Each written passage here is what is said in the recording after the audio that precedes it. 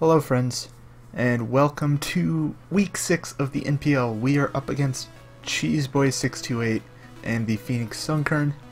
It is very early in the morning for me. I, for whatever reason, decided to request the morning slot, Eastern time. So, the video is due in an hour, spoiler alert, and I just crawled out of bed and need to record this because I thought I had time last night and I did not. So, let's talk about this game. We don't need to know about my life. But it does explain why there's no face cam, because my bed's a mess and my hair looks like I'm Goku. Cheese's team is something. I don't know how to better put it, aside from I don't know how my team beats it. This is a really, really bad matchup for me. Because, one, Halucha fists through my entire team. Nothing I can do about it. Absolutely nothing I can do about it. It beats almost every mon if it gets an SD up. And Cheese, like, reads my sets right. Because, like, Cress has to check the Kyurem, it has to check the Halucha, it has to check a lot of stuff on his team. But it can't do everything. It really can't. I want it to, but it just can't. And I don't know why music is on that replay. We'll get to that in a second. Aside from that, the Volcanion I have no switch into. My water resists are... My Volcanion resist is like a Primarina or a Greninja. Greninja's frail, and Prim dies to Sludge Wave if it's a spec set. Spec's Volcanion actually just gets a kill every time it appears on the field.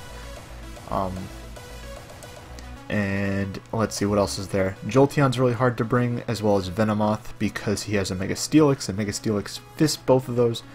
Tentacruel is very hard for me to kill because of my water offense.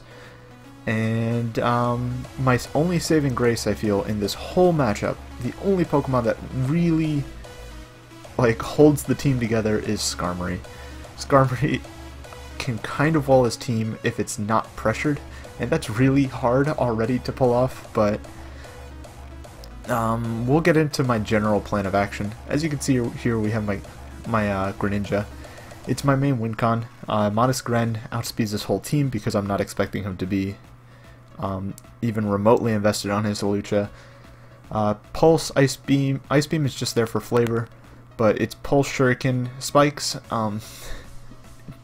He has his Dark Resists are Bulu and Lucha, and I debated like Poison Jab and things like that, but I decided on Ice Beam to catch both of those. I don't think I'll ever really click it because I have switch-ins to Bulu and things like that, because I can't ever kill Bulu with Gren. That's sort of my main takeaway from this.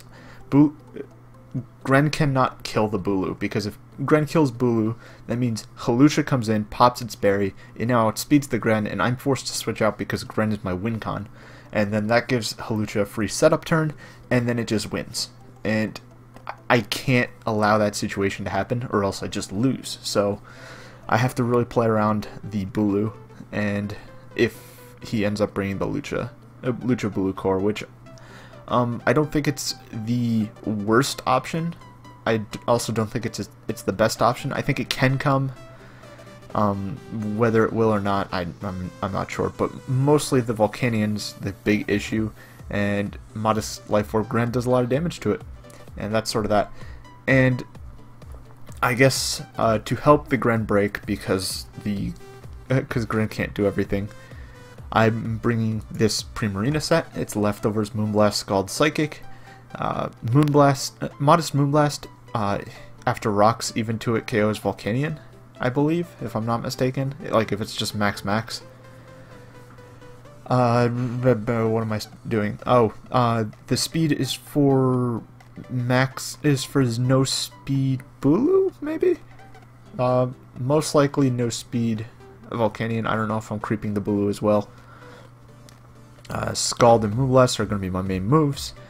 Psychic is to catch the Tentacruel if that comes.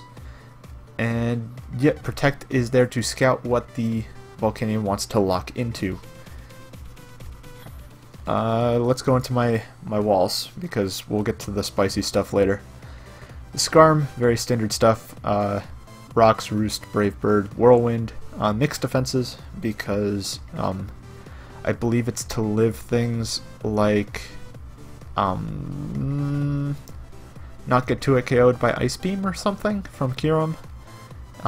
Probably for Bulu HP Fires and things of that nature.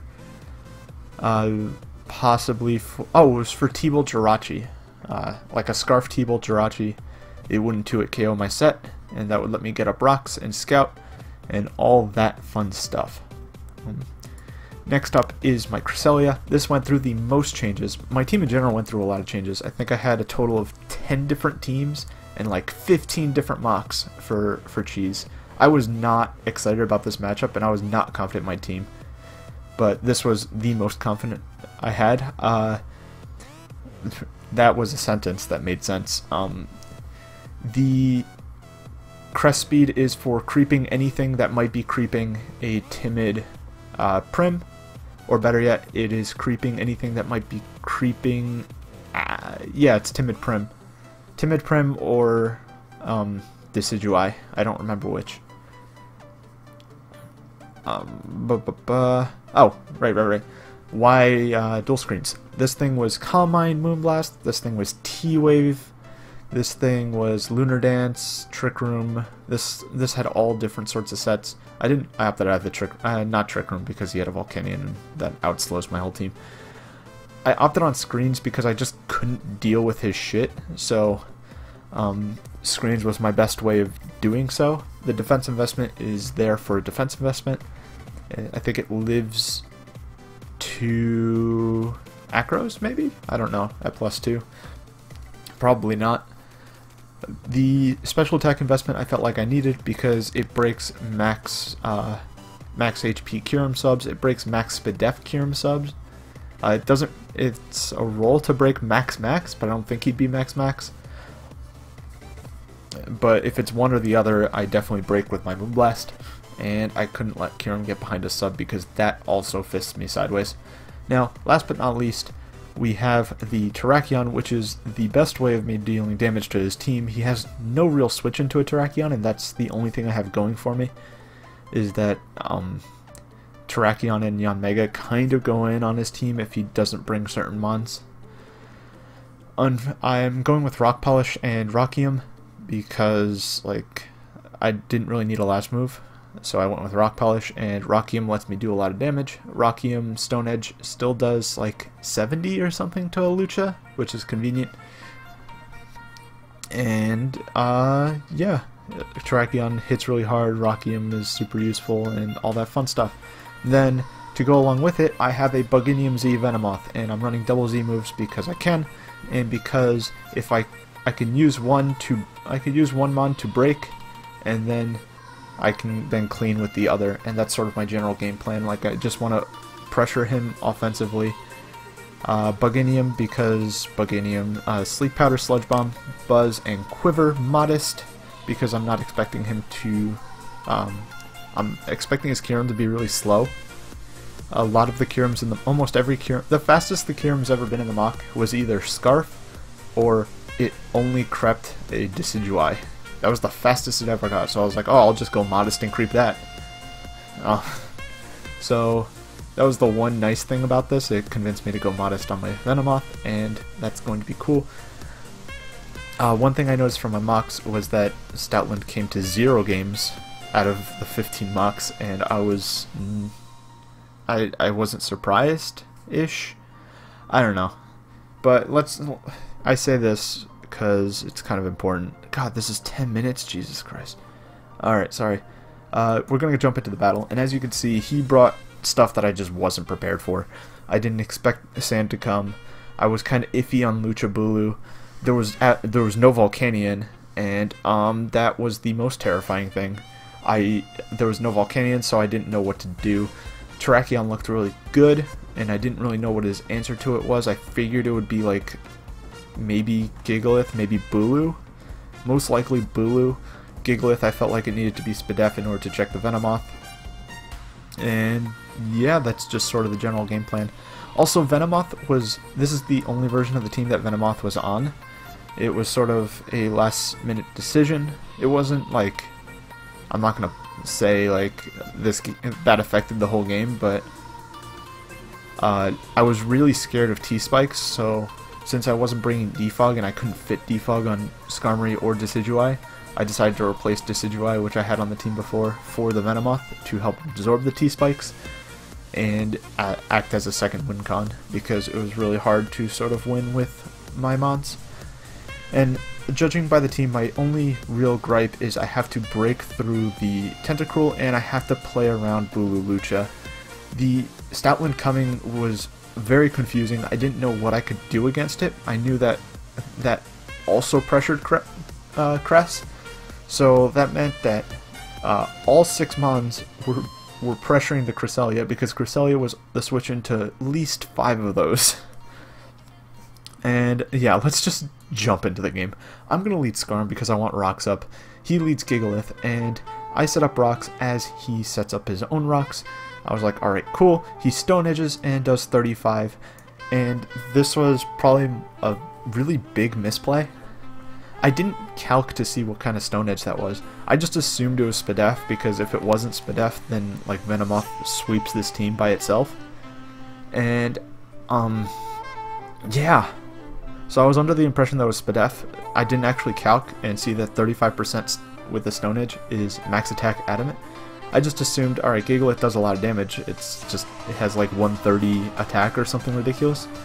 So I figured it would just be like a really bulky, maybe adamant set or something like that. Like super Spadef investment and then just adamant like you would a Rhyperior or something. But I whirlwind him out into Stoutland, and that's reassuring because I know that I live a Wild Charge and I can just roost off the damage.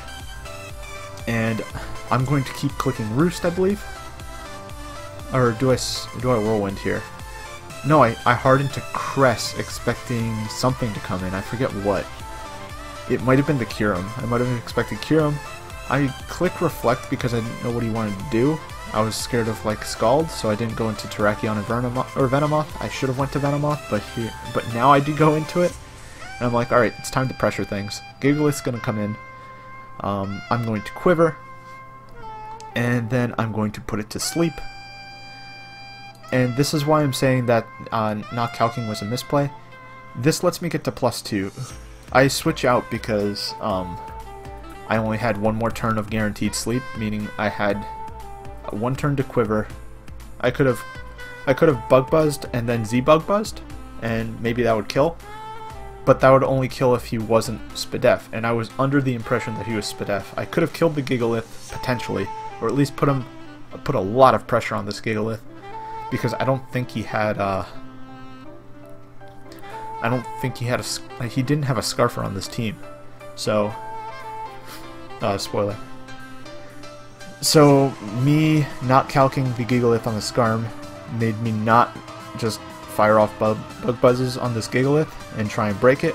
So that was really unfortunate. I end up taking this opportunity to go into my Prim, and I'm going to fire off a Scald, hoping for a burn on something. I do land the burn on the Bulu, but it doesn't matter because, spoiler alert, this Bulu has no attacks. But I don't know that yet. So I'm going to harden to Skarm as predicting a Nature's, but he leeches, and that's fine. I don't have Defog, so it's kind of whatever. But I get to set up rocks as he taunts me. And I'm like, alright, so it's a taunt, Leech Seed, probably Sub, and Nature's. Cool. So I'm going to Brave Bird as he subs. I expected a Nature's. And yeah, I'm going to go Harden to Venomoth because I'm like, oh, so if he's Nature's or Horn Leech, it doesn't matter because Venomoth walls.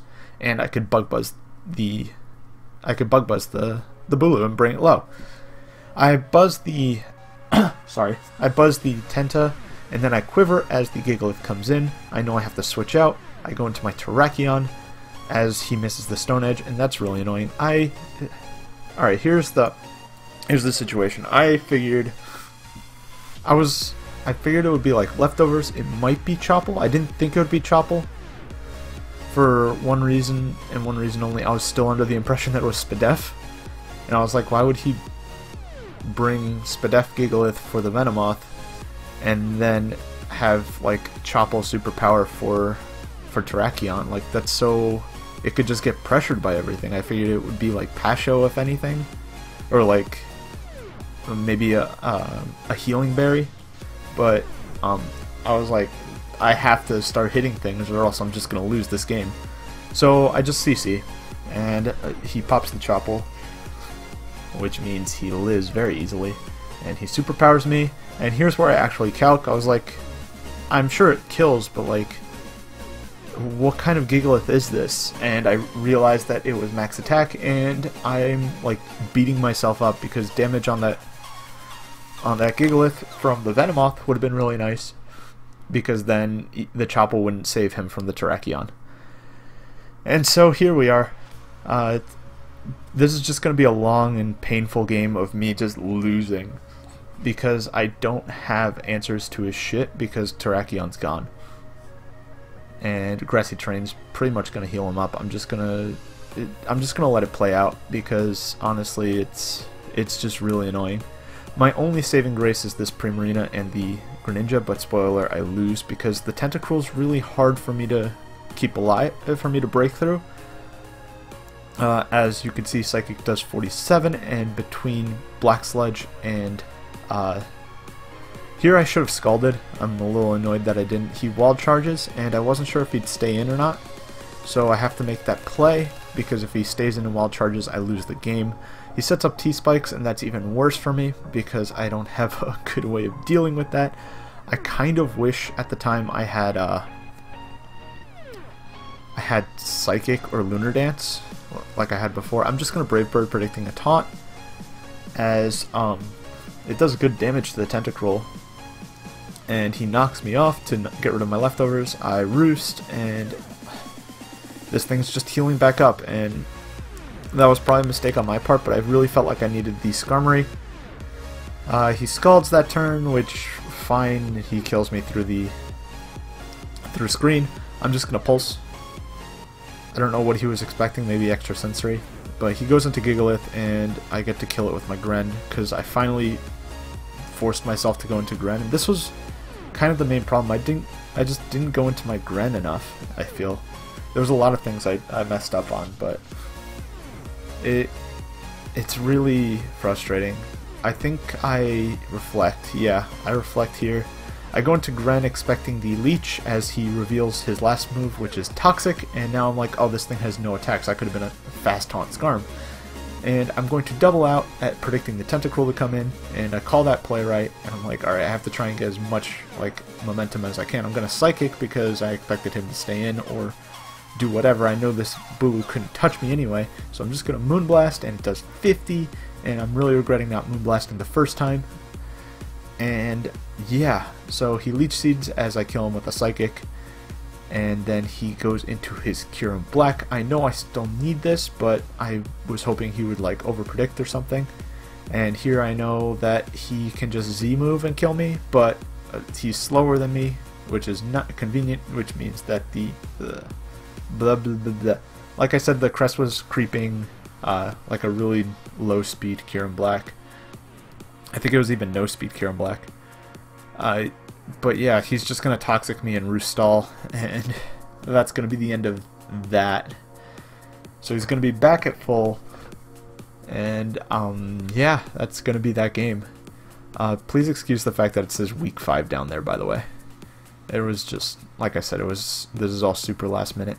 But anyway, he Fusion Bolts me for the game. I tried to Dark Pulse Flinch to try and gain some differential. But we are now 2-4 minus 12. We're not completely out of the game, thankfully. It's going to be very difficult. We have to win out, and we still have some tough matches. We have Maddie, Merc, Blake, and Adam left. So it's certainly possible. Unlike this cheese game, I've played against them all before, and I have beaten them all before, so I don't think it's...